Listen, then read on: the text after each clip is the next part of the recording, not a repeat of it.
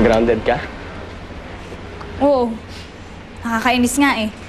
Dahil dyan sa Catherine na yan, kaya hindi ako pinapayagan ng daddy ko makipag-usap kahit kanino. Pero syempre, hindi ako nakinig. Kaya nandito tayo ngayon at kaya kita kinakausap. Hoy! Bakit ba ang dead ma mo? Magsalita ka nga. Ano ba problema mo? Ano problema ko? Bakit ba ikaw galit na din? Walang problema sa'yo.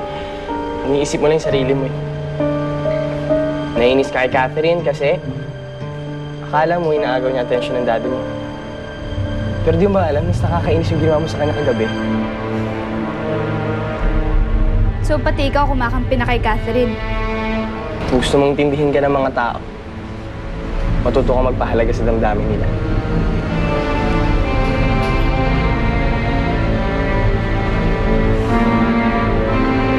Visit. Kagagawa ni Clarissa yung nangyari sa party? Ayaw niya kasing pumunta ako dun eh. Kaya ginawa niya yun sa akin. Kahit na Catherine eh. Hindi kanya dapat pinahiya. Sana nga, pinagbigyan ko na lang siya eh. Para sa kanya naman yung parting yun eh. Sa kanya rin ni Sir Ferdinand. Kaya dapat, di na lang ako pumunta dun eh. Para wala siyang kahati sa atensyon ni Sir Ferdinand. Catherine, pinahiya ka ng tao eh. Tapos pinagtatanggol mo pa? Ayoko lang kasing masira yung relasyon nilang mag-ama eh. Alam ko yung pakiramdam na ang tagal mong inintay na makita yung tatay mo. Sigurado akong ganun yung pakiramdam ni Maylene. Gusto niya, sa kanya lang yung atensyon ng tatay niya.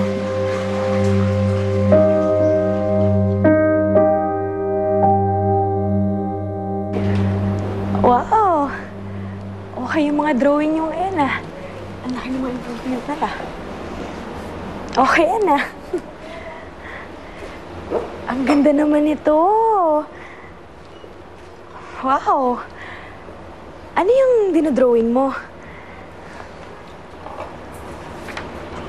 Si Maylene at si Nanay ako. Nasaan yung ama ni Maylene? Yung asawa mo? Wala. Ayaw ko sa tatay Maylene. Salbahe siya. Buka niya Maylene sa akin.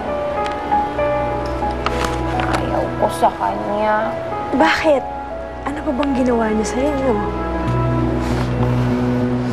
Ayaw! Ayaw! Ayaw! Ayaw ko tatay Maylene. Salbahe! Ayaw! Ayaw!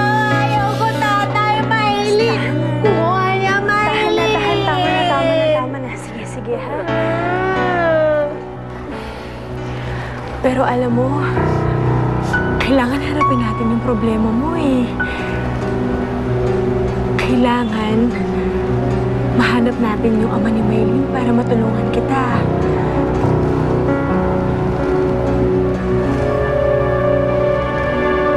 Tama na. Anak ha, yung mga bilin ko sa'yo, lagi mong tatandaan yan. Apo, Nay. Tulungan ko na po kayo. Kilahin mo na lang dyan, anak. Ayan. Ising? Ay, Catherine? Sir.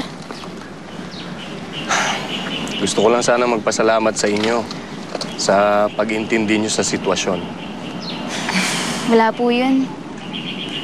Oo nga ho, sir. Wala na ho yun. Kalimutan na ho natin. Gusto ko sana magkasundo kayo ni Maylene. Meron ako naisip na solusyon. Kung papayag kayo mag-ina, meron sana ako ipapakiusap sa inyo.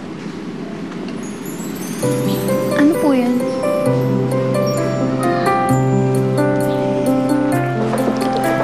O yan. Dito na magkukwarto si Catherine. Sir, sigurado ho ba kayo sa desisyon niyo? Kinakabahan ho kasi ako sa magiging reaksyon ni Ma'am Amara at ni Ma'am Maylene. Nako, huwag na kayong mag-alala. Wala naman kayong dapat problemahin eh. Oh, sige na, Ising. Meron pa sana kaming pag-uusapan ni Catherine. Sige ho. Ako na, Nay. Sige.